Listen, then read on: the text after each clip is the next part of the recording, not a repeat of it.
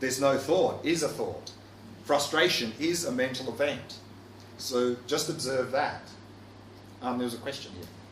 Thanks. How can you tell the difference between being on one or two, like having a lack of clarity or focus too intense, and between the river going slower, like you said in the beginning? Well, here, of course, we can often notice that in terms of the body.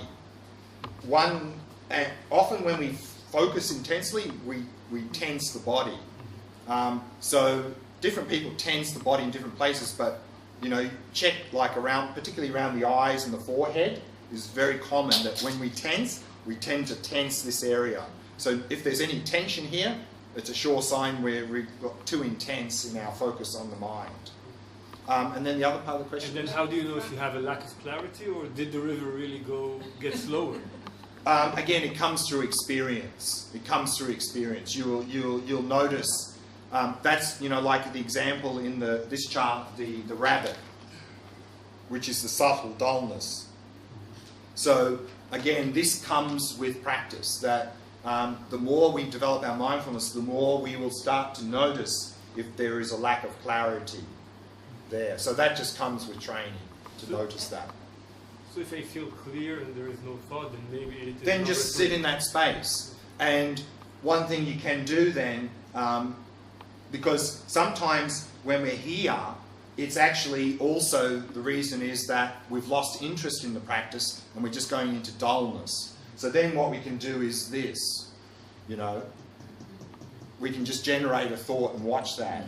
And also the thing we can do is a little bit this balancing that I introduced a bit, is on the in-breath, sharpen the focus, on the out-breath, relax. So then that can help to bring the balance as well, that we're not just going into like complete dullness. So then we can sharpen, but at the same time not get too intense by, on the out-breath, relaxing. So we can do that balance using the breath also for this purpose, is emphasizing relaxing on the out-breath and sharpening our focus on the in-breath. So that can help as well, that balance. Did you say that this stage of no thoughts is before the waterfall, or it can happen in any times during the practice in all the years? Well, again, as a beginner, the no thoughts experience is normally not because there's no thoughts. It's because of one of these reasons. Yes. But of course, we talk about these stages of waterfall, fast-flowing river, slow-moving and lake. But like this, it's not purely sequential.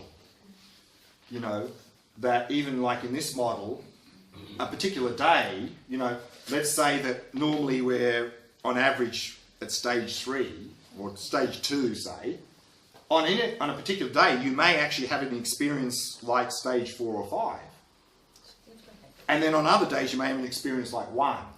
But on average, if your average experience is this, then you're at that stage. But it can vary. So even though maybe you're really at the first stage, waterfall, you may have a particular meditation where actually the mind is quite still. That's possible, but it's not the average experience.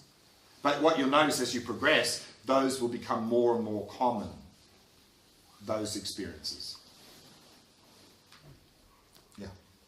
On the no thoughts part, the first and the second points are not a solution to the problem, they're just presenting the problem. Well, it's to understand why there's no thoughts. Okay.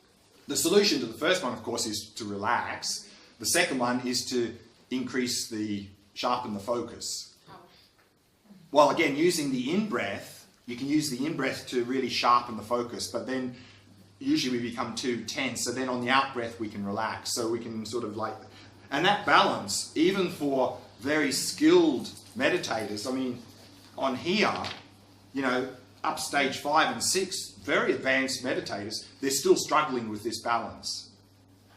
So it's something that we're continually trying to adjust that balance. So it's something that we'll be working with for some time, that balance. Okay. I'd like to then talk a little bit more about the practice from Alan Wallace, and then we'll go right back into the meditation. So this is on page 101. in this book, he says the following: when you first begin the practice of settling the mind in its natural state, you may have difficulty identifying the intangible domain of the mind. Or even if you do settle your awareness there, after some time your attention may become vague, disoriented, or spaced out. If you have difficulty identifying the domain of the mind or sustaining attention there, consciously bring up a thought such as, "What is the mind?" and attend to it. Don't think about this question or try to answer it. Just observe the thought itself, watching it emerge in the field of consciousness and then dissolve back into that space. Once it's gone, keep your focus right where the thought was and see what comes up next. If you slip back into a kind of lax, mindless vacuity, deliberately generate the thought again and observe it with bare attention. When you become familiar with this practice, you will no longer need to generate such a thought to crystallize your awareness or locate your attention. That will happen by itself as thoughts arise and pass of their own accord. The practice of attending to the space of the mind and whatever events arise there is like taking a naturalist's field trip into the wilderness of your mind. When you first embark on this inward journey, you may perceive very little. But as you grow more accustomed to the practice, you will begin to identify an increasing quantity and range of mental phenomena. Some of them are discrete, like thoughts and images, while others are nebulous, like emotions and moods.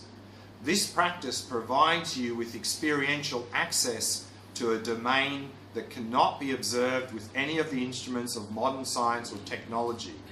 The most they can do is detect the neural and behavioral correlates of the phenomena you are observing directly. You have become a naturalist of the mind, and a whole new world is opening up to you that for most people remains largely unconscious. In this practice, the locus of awareness gradually descends from the superficial level of coarse mental activity that is immediately accessible through introspection down into the inner recesses of the mind that are normally below the threshold of consciousness. You discover in this training that the border between conscious and unconscious mental events shifts in relation to the degrees of relaxation, stability, and clarity of attention. Especially when you engage in this practice for many hours each day, for days, weeks, or months at a time, you dredge the depths of your own psyche. In doing so, you remember long forgotten experiences, both pleasant and unpleasant, and a wide range of desires and emotions. What happens here is a kind of luminously clear, discerning, free association of thoughts, mental images, memories, desires, fantasies, and emotions. You are plumbing the depths of your mind, undistracted by external diversions. Once hidden phenomena are unmasked by the lack of suppression of whatever comes up. This is potentially an extraordinarily deep kind of therapy, and the more intensively you practice it, the more important it is to proceed under the guidance of an experienced, compassionate teacher. During your meditation sessions, internalize the wisdom of this contemplative tradition and make sure you implement the core instructions of this practice, which are: whatever arises in the mind, do not be carried away by it and do not grasp onto it or identify with it. Just let it be. Watch thoughts, feelings, or other mental events arise. With discerning intelligence, be aware of their nature and let them slip back into the space of awareness without any judgment or intervention on your part. This is the key to letting the knots of the psyche unravel themselves as the extraordinary healing capacity of the mind reveals itself. This is the path to deep sanity. Let's do another meditation.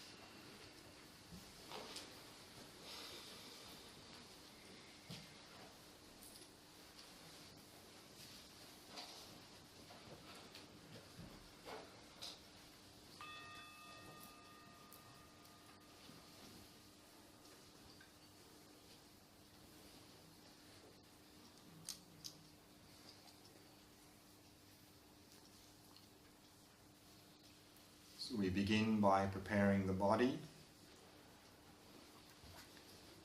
setting the body into a state of relaxation, stillness, and vigilance.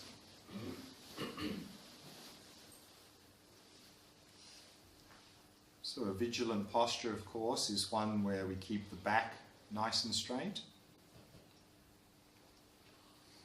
and at the same time allowing the entire body to become completely relaxed, completely at ease.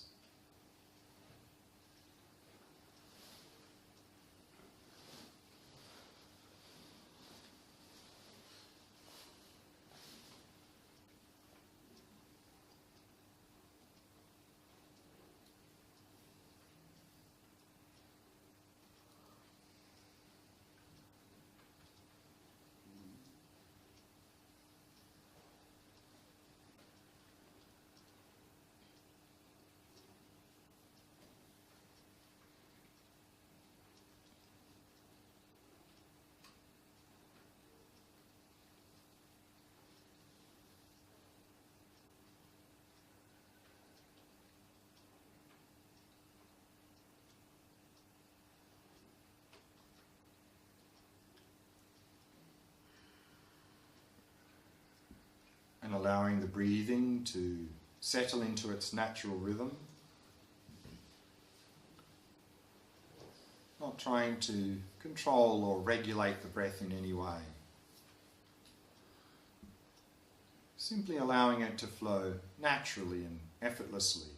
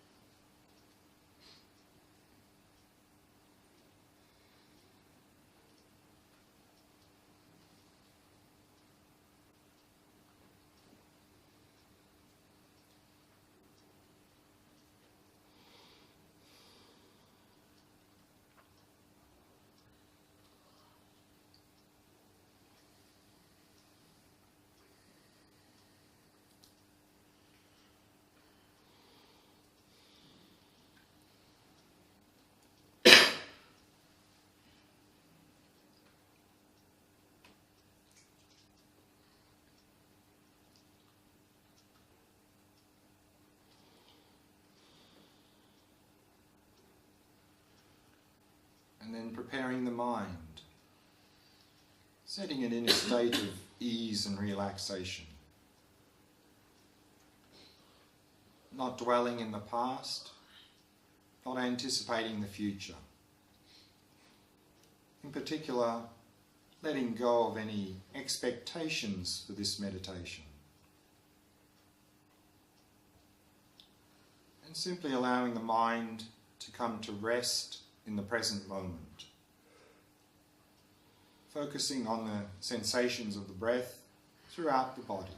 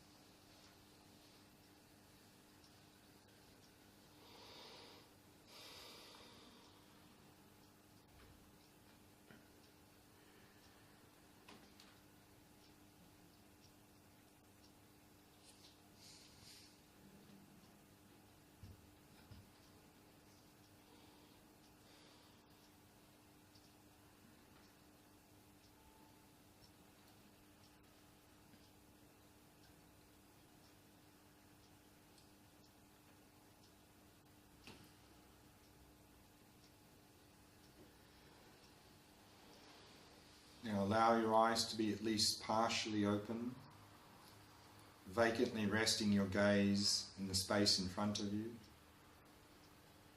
keeping the eyes soft and relaxed. And now bring your attention to your own mind. And observe your own mind and whatever mental events are arising in the mind.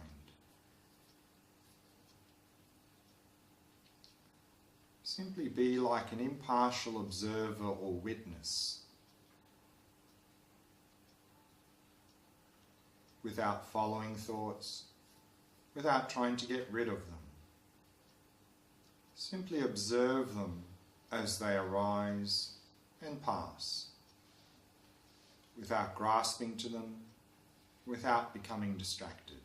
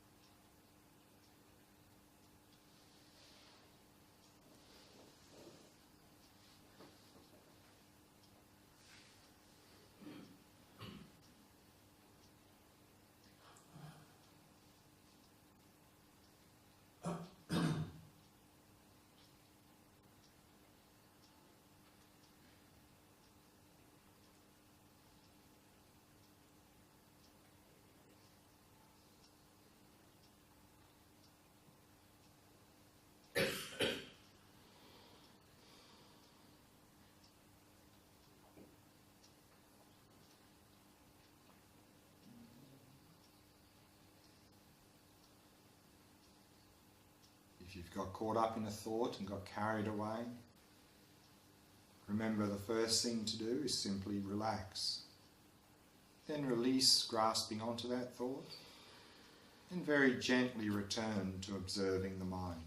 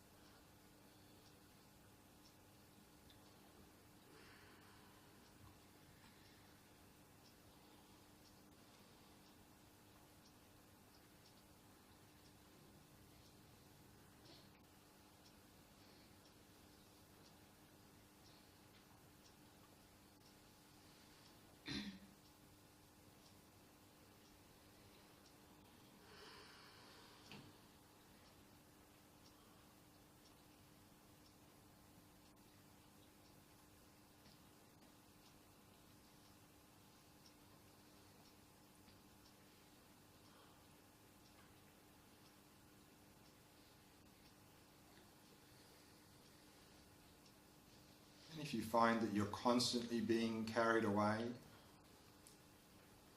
then you might like to experiment with labeling or noting. Is give a name to the mental event, to give yourself a little bit of space from it so that you can observe it and not get caught up in it.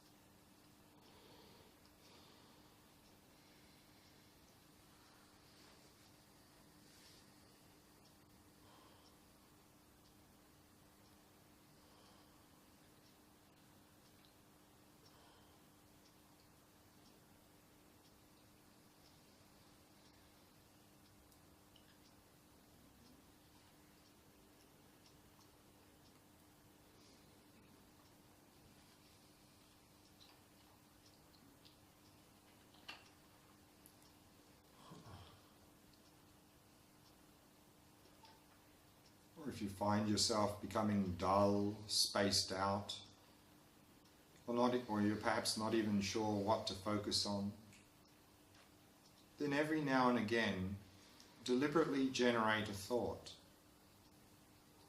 And watch that thought as it arises in the mind, and watch it as it disappears back into the space of the mind. And then keep your attention right where it was, and simply wait for the next thought to appear in that space.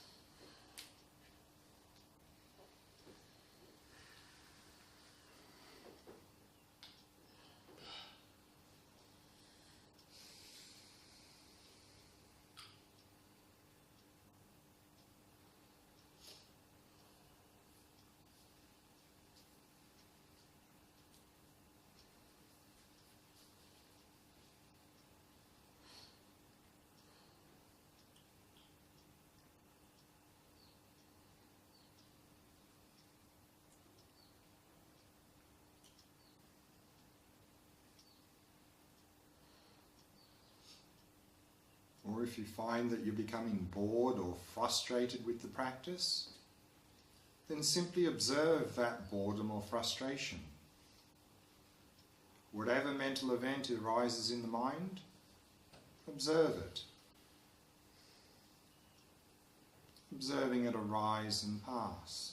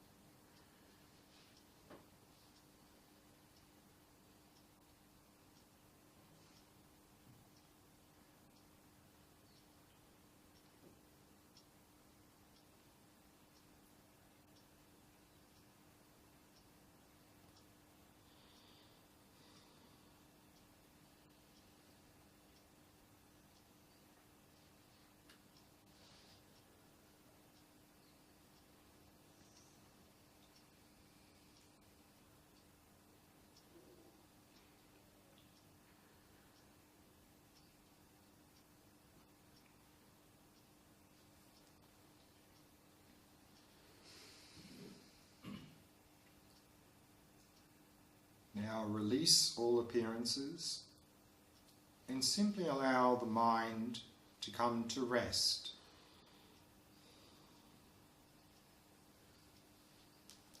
Resting in awareness itself.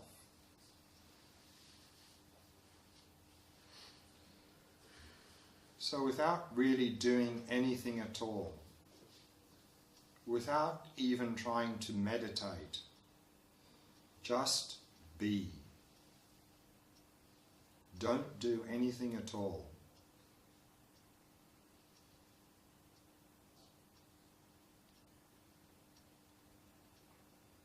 Simply be aware of being aware.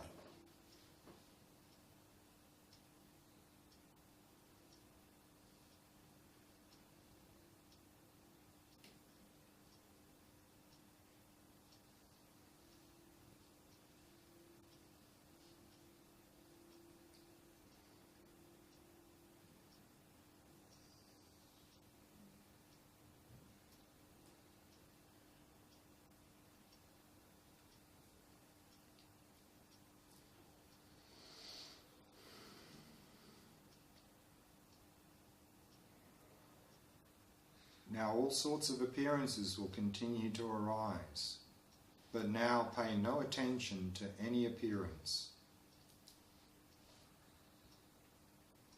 And just rest in the experience of awareness.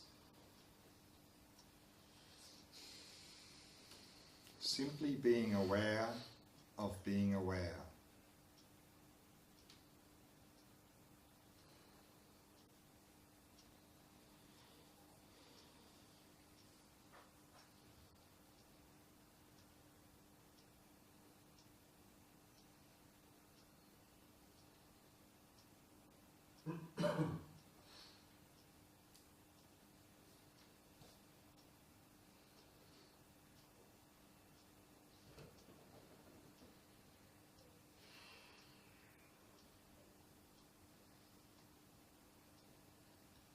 Simply resting in stillness of awareness.